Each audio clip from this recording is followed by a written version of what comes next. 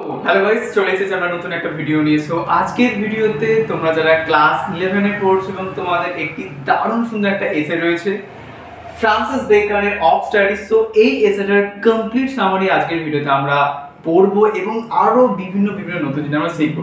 তাই জন্য সাথে করে তোমরা একটা পেন এবং একটা ব্ল্যাঙ্ক পেজ নিয়ে নাও। অনেক কিছু জিনিস আজকের ভিডিওতে আমরা শিখবো। এবং তোমরা যদি ক্লাস 11 এ ফ্রিতে যদি তোমরা কেউ নোটস নিতে চাও এবং তোমাদের প্রিপারেশনকে একদম হায়ার লেভেল যদি নিয়ে যেতে তোমরা যদি চাও, তাহলে অবশ্যই দেখো ডেসক্রিপশনে আমাদের হোয়াটসঅ্যাপ গ্রুপ আছে, সেখানে গিয়ে তোমরা জয়েন হয়ে যেতে পারো। ওকে, তাহলে চলো শুরু করা যাক আমাদের আজকের এসে ফ্রান্সিস বেকনের লেখা অফ স্টাডিজ। সো সবার আগে দেখো টাইটেলটা সম্পর্কে আমাদের দেখতে হবে। অফ স্টাডিজ মানে প্রথমেই এক প্রকার ফ্রান্সিস বেকন এই টাইটেলের মধ্যে দিয়ে আমাদের যেটা দেখাচ্ছেন যে স্টাডি করার মধ্য দিয়ে তুমি কি কি অ্যাডভান্টেজ পাবে, সেটা আমাদের উনি প্রথমেই ফ্রান্সিস বেকন এক প্রকার একটা টাইটেলের ইন্ডিকেশনের মধ্য দিয়ে আমাদেরকে কিন্তু বোঝাচ্ছেন। ওকে, এবার আস্তে আস্তে আমরা দেখবো যে এই অফ স্টাডিজ এই এসেটার মধ্যে কি কি রয়েছে। দারুণ সুন্দর একটা এসে, খুব ভালো লাগবে তোমাদের।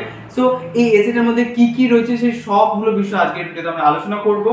তো আগে আমাদের জানতে হবে ফ্রান্সিস বেকন কে ছিলেন। চল দেখা যাক। ফ্রান্সিস বেকন ছিলেন একজন ইংলিশ ফিলোসফার, স্টেটসম্যান এবং একজন সায়েন্টিস্ট ছিলেন তিনি। সো ফিলোসফার, স্টেটসম্যান এবং একজন সায়েন্টিস্ট ছিলেন তিনি। এবং আমাদের হচ্ছে সায়েন্টিফিক ডেভেলপমেন্টের জগতে ওনার কন্ট্রিবিউশন কিন্তু ব্যাপকভাবে গুরুত্বপূর্ণ। ওকে, তো এবার উনি আমাদের এক প্রকার খুব সুন্দর করে এক প্রকার প্রেজেন্টেশনের মতো করে উনি ওনার এসের মধ্যে আমাদেরকে বিভিন্ন কিছু আইডিয়া দেবেন। কি কি আইডিয়া? ধৈর্য ধরে বসো, অনেক কিছু জিনিস তোমরা জানবে। দেখো, প্রথমেই কিন্তু অফ স্টাডিজ এই এসেটার মধ্য দিয়ে ফ্রান্সিস বেকন যেটা আমাদেরকে প্রথমেই যেটা বলছেন যে স্টাডি করার মধ্য দিয়ে তুমি কি কি অ্যাডভান্টেজ পাবে, অর্থাৎ তিনটে অ্যাডভান্টেজের কথা বলা আছে। মানে পড়াশোনা করার মধ্য দিয়ে তুমি তিনটে বেনিফিট পাবে। তিনটে বেনিফিট কি কি? ফার্স্ট দেখো রয়েছে study serve delight ornament and এবং এবিলিটি। এই তিনটে জিনিস তুমি পাবে। তাহলে কি কি একটু আমরা দেখে নিই। ডিলাইট, অর্নামেন্ট এবং এবিলিটি। ডিলাইট মানে হচ্ছে আনন্দ। সাপোজ তুমি কোনো একটা বই দোকান থেকে একটা বই কিনে নিয়ে আসলে, তুমি আমার বইটা পড়লে, পড়ার পর যতক্ষণ না বইটা কমপ্লিট তোমার ততক্ষণ বইটা পড়ার ইচ্ছে হচ্ছে যে দেখি বইটার মধ্যে আর কি রয়েছে, গল্পটা কোথায় যে শেষ হয়। এবার যখন গল্পটা এমন একটা জায়গায় টুইস্টিং করে যখন গল্পটা শেষ হলো, তখন তোমার মনে আনন্দ আসবে যে বাহ দারুণ তো। তখন তুমি এক প্রকার একটা পার্সোনাল প্লেজার পেলে এই স্টাডি করার মধ্যে, ওই পার্টিকুলার বইটা পড়ার মধ্য দিয়ে। তেমনই ভাবে উনি বলছেন স্টাডি করার মধ্যে তুমি এক প্রকার একটা ডিলাইট পাবে, এক প্রকার একটা আনন্দ পাবে। ওকে, তারপরে দেখো নেক্সট যেটা উনি বলছেন সেটা হচ্ছে অর্নামেন্ট মানে আমরা যে ফিজিক্যাল অর্নামেন্ট, আমরা যে অলংকার যেটা করে থাকি সেটা অ্যাকচুয়ালি নয়, সেই অর্নামেন্টের কথা বলা হচ্ছে না। অর্নামেন্ট বলতে এখানে তোমার সাথে অন্য কোনো একটা ব্যক্তির কথোপকথনে তুমি যে সকল অর্নামেন্টগুলো ব্যবহার করো। তোমাদের মনে করুন যে স্যার কথা বলার মধ্যে কি আমরা অর্নামেন্ট ব্যবহার করি? অবশ্যই ব্যবহার করি। তুমি যত পড়বে তত তোমার ভোকাবুলারি বিভিন্ন স্টক বাড়বে। তো ভোকাবুলারি তুমি বিভিন্ন ধরনের ইউজ করতে পারবে, নতুন ওয়ার্ড তুমি তোমার কমিউনিকেশনে ইউজ করতে পারবে। এটা হচ্ছে তোমার অর্নামেন্ট। মানে তোমার কথোপকথন বা তোমার কমিউনিকেশনটাকে একটু হাই স্ট্যান্ডার্ডে নিয়ে যাবে বাই ইউজিং নিউ ভোকাবুলারিজ, নতুন ভোকাবুলারি ইউজ করার মধ্য দিয়ে। ওকে, সো এটা হচ্ছে অর্নামেন্ট। সো অর্নামেন্ট মানে তোমার কমিউনিকেশন যে স্কিল, কমিউনিকেটিভ যে স্কিল বা কমিউনিকেটিভ যে পাওয়ার, সেটাকে ব্যাপকভাবে এনহ্যান্স করবে এই স্টাডি করার মধ্য দিয়ে। তুমি যত পড়বে তত তোমার নতুন ওয়ার্ড তুমি শিখতে পারবে। এটা একটা তোমরা ট্রাই করে দেখবে। যখনই দেখবে দোকান থেকে কোনো জিনিস কেনো বা যখন কিছু একটা তুমি কিনলে বা কোনো একটা হাতের সামনে কোনো একটা পেপার পেলে, অবশ্যই দেখবে সেটার মধ্যে কি রয়েছে, কি কি নতুন ওয়ার্ড তুমি সেখান থেকে শিখতে পারবে, জানতে হবে। এক্ষেত্রে কি হবে, তোমার ভোকাবুলারি স্টকটা অনেক ক্ষেত্রে তুমি বাড়িয়ে তুলবে। একটা কথা সবসময় রাখবে, শিখতে থাকবে, জানতে থাকবে, তাহলে দেখবে তুমি তোমার নলেজ আরো অনেক বাড়াতে পারবে। ঠিক আছে? আর এরকম কোনো মনে করবে না যে আমি সব জানি, এরকম একদম না। আমরা জীবনে শেখার জন্য এসেছি, আমাদের শিখতে হবে, জানতে হবে, এবং যেটা শিখবো সেটা বাকিদের মধ্যে আমরা শেয়ার করে দেওয়ার চেষ্টা করবো। ওকে, আচ্ছা, তারপরে দেখো এবিলিটি কথা বলা আছে। এবিলিটি মানে তুমি যত পড়াশোনা করবে তখন তুমি তোমার মধ্যে রাইট ডিসিশন তুমি নিতে পারবে, তুমি ঠিকঠাকভাবে কোনো জিনিসকে জাজ করতে পারবে। তো এই সকল এবিলিটিগুলোকে বাড়িয়ে তোলে কে? আমাদের স্টাডি। ওকে, তাহলে দেখো স্টাডি তিনটে আমরা দেখতে পেলাম benefit. The first benefit that is the delight, and the second ornament, and the third, the last one, that is the ability. Okay, তো এইভাবে কিন্তু স্টাডি আমাদের জীবনে তিনটে বেনিফিট দিয়ে থাকে এবং এই তিনটে বেনিফিট কিন্তু অত্যন্তই গুরুত্বপূর্ণ। ওকে, আচ্ছা তারপর আমাদের ফ্রান্সিস বেকনের দারুণ একটা কথা বলেন, সেটা হচ্ছে the balance. Okay, so the balance of study and experience.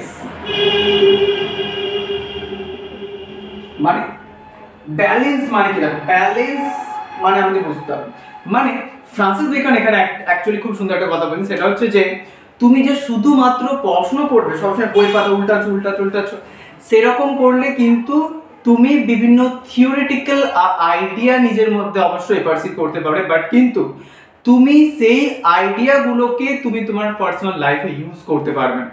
তাই জন্য উনি বলছেন যে তোমাকে পড়াশোনা করতে হবে অবশ্যই, এটা অত্যন্ত গুরুত্বপূর্ণ, বাট কিন্তু তোমার পারিপার্শ্বিক পরিবেশে যে নেচার রয়েছে, যে প্রকৃতি রয়েছে, সেই প্রকৃতিকেও তোমাকে অবজার্ভ করতে শিখতে হবে, এক্সপিরিয়েন্স করতে শিখতে হবে। এই দুটো জিনিস কিন্তু খুব গুরুত্বপূর্ণ।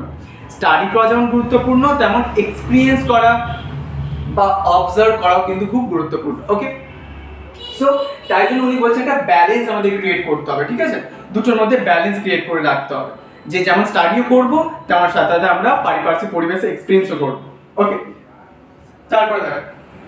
তারপর লাস্ট লাইনটা ভেরি ভেরি ভেরি ইম্পর্টেন্ট একটা লাইন, সেটা হচ্ছে যে some books are to be tasted, others to be swallowed, and some few to be chewed and digested. Very very important line, অবশ্যই কিন্তু তোমরা এটা তোমাদের নোটস এর মধ্যে অবশ্যই ইউজ করবে যখন লং নোটস লিখবে, ঠিক আছে? কি হচ্ছে ব্যাপারটা বলি, দেখো এখানে ফ্রান্সিস বেকন উনি বলছেন কোন বইগুলো তোমায় কেমন করে পড়তে হবে, সেরকম এক প্রকার একটা আমাদেরকে উপদেশ কিন্তু দিচ্ছেন ফ্রান্সিস বেকন। ওকে, চলো দেখা যাক। সাম বুকস, কিছু বই, আর টু বি টেস্টেড, মানে কিছু বই রয়েছে যেগুলোকে শুধু তোমাকে স্বাদ নিতে হবে, জাস্ট টেস্ট করতে হবে। কিভাবে টেস্ট করবে সেটা প্রুফ রিডিং এর মধ্যে যেতে পারে, যেমন সাপোজ কোন একটা নিউজ পেপার বা কোন একটা আর্টিকেল তুমি জাস্ট পড়ে নিয়ে সেটা স্বাদটা জাস্ট গ্রহণ করলে, এটা হচ্ছে যে some books are to be tested. Okay, তারপরে দেখো নেক্সট যেটা বলছেন আদার টু বি সোয়ালোড, এবং কিছু বই রয়েছে যেগুলো অত্যন্ত বড় বড় বই, তো সেগুলো কি করতে হবে, সেগুলোকে জাস্ট তোমাকে সোয়ালো করে জাস্ট গিলে ফেলতে হবে, জাস্ট কুইক রিডিং এর মধ্যে দিয়ে তুমি পড়ে নিয়ে ওভারঅল বইটা কমপ্লিট করলে।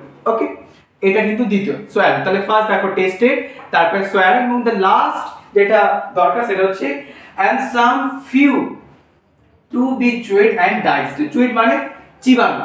আমরা কোনো খাবার খেলে দেখবে সেটা আগে আমরা চিবার পর তারপরে সেটাকে আমরা পেটে নিয়ে যাই এবং সেখানে যে আমাদের ডাইজেস্ট হয়। ওকে, সো এখানে উনি বলছেন যে কিছু বই রয়েছে যেখানে তোমাকে প্রত্যেকটা লাইন খুব মাইনিউটলি ভাবে, মানে একদম পুঙ্খানুপুঙ্খ ভাবে তোমাকে বুঝতে হবে, বোঝার পর সেটাকে হজম করতে হবে, মানে সেটাকে আন্ডারস্ট্যান্ড করতে হবে। মানে প্রথমে আগে তুমি ব্যাপারটা পড়লে, পড়ার পর সেটার মধ্যে গভীর যে মানে সেটাকে উপলব্ধি করতে পারো, এটা হচ্ছে তোমার দরকার। লাস্ট এটা যে কিছু বইকে তোমাকে চিবাতে হবে এবং ডাইজেস্টে, কিছু বইকে তোমাকে হজম করতে হবে। তাহলে দেখো এখানে তিনটে ক্যাটাগরির মধ্যে বইকে অ্যাকচুয়ালি উনি ভাগ করছেন, ডিফারেন্সিয়েট করছেন। সো দেখো টেস্টে কিছু বইকে তোমাকে জাস্ট স্বাদ গ্রহণের জন্য পড়তে হবে, আদার্স টু বি সোয়ালোড কিছু বইকে জাস্ট কুইক রিডিং করে দিয়ে কোনো একটা বড় বইকে তুমি জাস্ট পড়ে নেওয়ার পর জাস্ট একটা ওভারভিউ তুমি জানতে পারলে, সেটা ঠিক আছে। তারপর দেখো some few to be chewed and digested, এবং কিছু বই রয়েছে যেগুলোকে তোমাকে কি করতে হবে, তোমাকে চিবাতে হবে এবং ডাইজেস্ট করতে হবে এবং তোমাকে হজম করতে হবে। ওকে, সো এইভাবে ফ্রান্সিস বেকন এই কিছু বেসিক আইডিয়া আমাদেরকে দেখাচ্ছেন, স্টাডির কিছু বেসিক আইডিয়া। ওকে, সো এই অফ স্টাডিজ থেকে তোমার যদি কারো কোথাও কোনো প্রশ্ন থাকে অবশ্যই তোমরা কিন্তু কমেন্ট সেটা জানাবে, এবং যদি কোনো টপিক তোমাদের বুঝতে অসুবিধা হয় অবশ্যই কিন্তু কমেন্ট সেটা অবশ্যই জানাবে। ওকে, সো প্রিপারেশন কিন্তু একদম টপ লেভেলে করতে থাকো, বেশ সবাইকে খুব ভালো তোমরা কিন্তু পড়তে থাকো। Thank you so much.